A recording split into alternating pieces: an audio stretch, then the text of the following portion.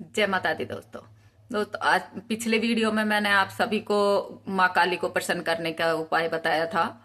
छोटी सी पूजा बताई थी और आज मैं उसी बात को जारी रखते हुए ना आपको आज बताती हूँ माँ दुर्गा को कैसे प्रसन्न करते हैं। माँ दुर्गा को प्रसन्न करिए और इन नवरात्रों में और अपने अपने सभी सारे छोटे बड़े सभी संकटों से छुटकारा पाइए।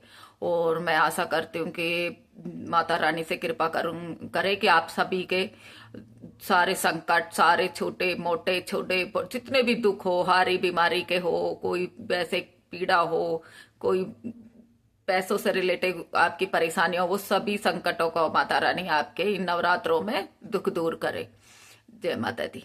अब दोस्तों, जैसे कि आप सभी जानते हो 22 सितंबर से नवरात्रे शुरू है। घट स्थापना सुबह 22 सितंबर से।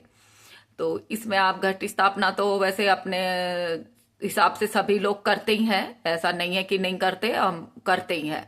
तो उसी हिसाब से आप अपनी छोटी सी पूजा का एक संकल्प लीजिए।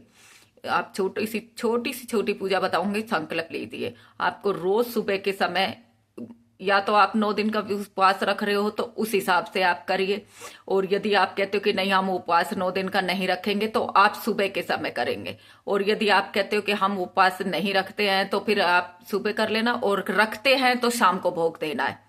क्योंकि ये भोग लगाना है आपको सिर्फ खाली पेट, मतलब बिना कुछ खाए पिए। इसलिए तो ये आप अपने आप में तय कर लीजिए कि आप व्रत करेंगे या वैसे ही आप सुबह के समय। तो क्योंकि सुबह तो अपन जिस दिन जब से तक पूजा पाठ नहीं करते हैं तब तक कुछ खाते पीते हैं ही नहीं। तो इसलिए आप सुबह भोग दे दीजिए 9 दिन। और यदि आप 9 दिन के उपवास रखते हैं तो फिर आप शाम के समय कर सकते हैं, शाम के समय कर सकते हैं। तो सबसे पहले आपको देखो माता रानी का स्थापना देनी है। स्थापना के बाद वो आप सभी जानते हो, देखो छोटी छोटी चीजों के विषय में बताने से कोई समय वेस्ट करना है, क्योंकि आज के जब सभी समझदार हैं। और अपने हिंदू धर्म में बच्चा पैदा होते ही उसको राम नाम सिखाया जाता है, और उसके बाद से पहला शब्द ही हम चाहते हैं कि बच्चा राम नाम बोले। तो ये सभी चीजें जानते हैं, तो उस विषय में तो क्या बात करनी है। आप अपने हिसाब से देवी स्थापना कीजिए, जो आप करते आए हो, जो आपके कुल में रीत हो उस हिसाब से। और हो सके तो अपनी कुल देवी की ही पूजा कीजिए। आपकी कुल देवी जो भी है, आपकी माँ काली है, माँ दुर्गा है, माँ शीतला है, माँ चामुंडा है, माँ भद्रकाली है, जो भी आपकी दुर्गा माँ किसी भी रूप में आप पूछते हो उनको, यदि आपकी कुल देवी है तो उनको आप कुल देवी को आप स्थापना कीजिए। उन्हीं के नाम का दिया लगाइए, उन्हीं के नाम का भोग दीजिए। और साथ में बालाजी का दीजिए, भैरू जी का दीजिए। बस ये छोटा छोटा है, ये कोई जरूरी नहीं है बहुत बड़ा। आपको लौंग पतासे का भोग दे सकते हो, आप लौंग पतासे का भोग दे सकते हो, रोज दे सकते हो लौंग पतासे का, कोई बड़ी बात नहीं है। और इसके अलावा आपको, यदि आप अपने कुल देवी के हिसाब से कर रहे हैं तो उस हिसाब से। और यदि नवरात्रे तो वैसे सभी करते हैं, तो जिन बहुत से घरों में तो कुल देवी भी तो माता रानी ही होती है ना, कोई किसी रूप में कोई किसी रूप में होती तो कुल देवी है ना। इसलिए यदि आप कुल देवी कर रहे हो तो आप कुल देवी के नाम से 3 पान के पत्ते लीजिए। 3 पान के पत्ते लीजिए, उन पत्तों पे ना एक एक कपूर की टिक्की रखिए और उन पे भोग रखिए। लौंग पतासे का बनता हो तो वो लौंग पतासे, नहीं तो बर्फी रख दीजिए, जो भी आपसे बने वो रख दीजिए। मैं नॉर्मली बताऊंगी लौंग पतासे। तो वो आप रख के आप पान के पत्ते पे उनको भोग दे सकती है। और यदि कुलदेवी नहीं है, आप वैसे ही पूजा कर रहे हैं, तो आप अपनी कुलदेवी की पूजा नहीं कर रहे हो, आपके कुलदेवी नहीं है कोई और कोई कुल के देवता है, तो आप कोई दिक्कत नहीं है। आप एक पान के पत्ते पे एक कपूर की टिक्की रख के लौंग पतासे का भोग दे सकते हैं। इससे माता रानी बहुत प्रसन्न होती है, बहुत जल्दी प्रसन्न होती है।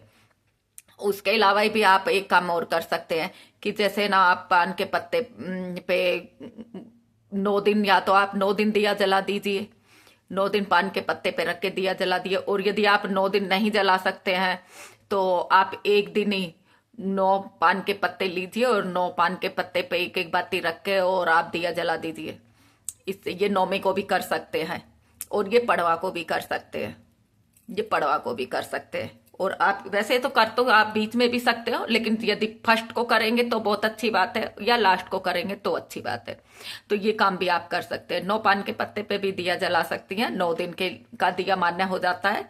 और यदि आप 9 दिन रोज एक पान का पत्ता यदि उपलब्ध हो जाता है, क्योंकि ताजा चाहिए, रोज पान का पत्ता कटा फटा नहीं होना चाहिए, बिल्कुल ताजा चाहिए। तो यदि रोज उपलब्ध हो जाता है तो रोज दे दीजिए एक पत्ते पे। और यदि रोज नहीं होता है तो एक दिन 9 पत्ते पान के लीजिए और उनके ऊपर अच्छे से ना दिया लगाई, बाती बना के घी में भिगो के बाती लगा के माता रानी को अर्पण कीजिए।